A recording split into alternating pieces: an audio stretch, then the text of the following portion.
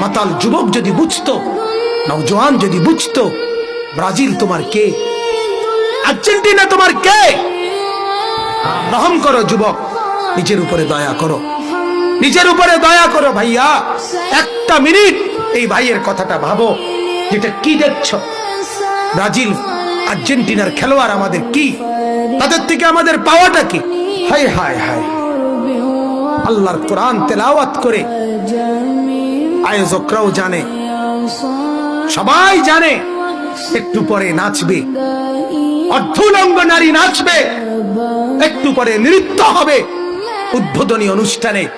সেইখানে আল্লাহর কোরআন প্রথম পড়াইয়া বুঝাই দিছে, কোরআনও রাখছি, নাচও রাখছি, নর্তকীও রাখছি, মদের বোতলও রাখছি। আশ্চর্য কথা, কোরআনের সাথে প্রহসন ছাড়া কি হইতে পারে?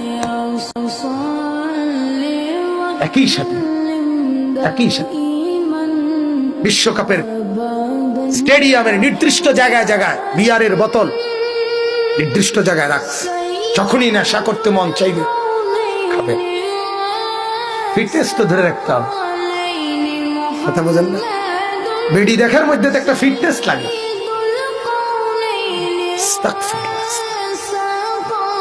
আল্লাহ তাআলা আমাদেরকে বুঝ দান করেন।